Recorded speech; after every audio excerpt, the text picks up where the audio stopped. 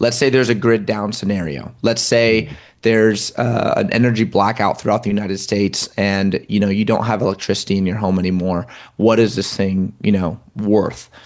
Well, the first refrain to that is, so in order for the Bitcoin network to go down, it's actually a lot harder than most people realize. The Bitcoin network is not exactly like the internet or any other network you've ever been familiarized with. Every other network usually uses centralized nodes, meaning all the cell towers, all the server farms. If you shut those down, like 20 or 30 locations within, let's say, even a single state, the entire network is down for the whole state. The Bitcoin network uses a decentralized system of nodes and miners, which is distributed globally. And so that means that as long as you have access to a rudimentary internet connection. When I mean rudimentary, I mean really rudimentary. You just need like a couple megabits a second of connection. You can even get connection for the Bitcoin network in the Sahara. Then you have access to all the information that's being broadcast by the nodes. So basically you can see what's happening with the network and you can make transactions. And that means that the only realistic way in which the Bitcoin network could actually go down would be something like a worldwide EMP. So your local disaster scenario where, let's say, your grid is down in your state, or even say a region of the country like the Pacific Northwest where I live, that wouldn't bring down the Bitcoin network, even in your area, as long as you're able to get some sort of signal. And there's all these different ways with the nodes that you can try to boost your signal to get it even without a traditional Wi-Fi connection. So it would still be accessible. And there are, I should say as well, there are ways that they're developing to allow transaction to happen off the chain, meaning like you don't even need an internet connection. Two phones will store the data, and then once you're reconnected to the internet or reconnected to the Bitcoin network, it would all work.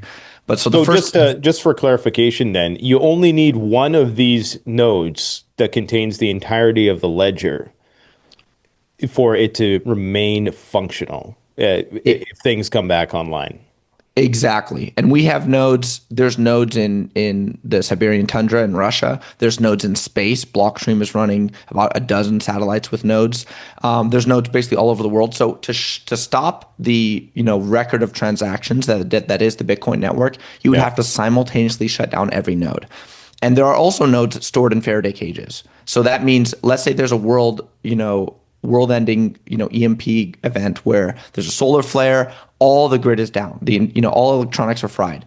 Well, we would have a record of the Bitcoin network. And so at least in theory, we could reboot it in the post-grid world. But of course, that would require us rebuilding the grid, and it would take years and years of reconstruction of our electrical and industrial systems. But in theory, we could I guess I don't know what you'd call it, reanimate, revive, right, the system. So really the only way the Bitcoin network goes down in a serious fashion is under an extreme scenario. In every other scenario, it would still work. And, I guess the second refrain that most people would have is, well, how can I use this for transactions? And my, I guess, pushback on that would be, well, first of all, there's the Lightning Network, which allows you to transact small amounts of Bitcoin. But second of all, gold and silver, they are forms of money, obviously.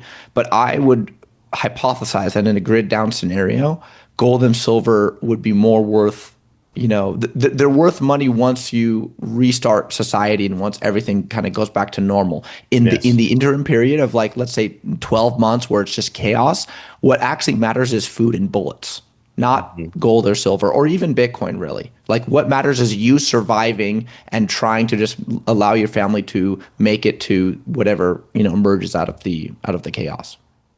Is it possible to transact in a way, maybe utilizing like mesh networking or some other way that the system could still function in the absence of the actual internet?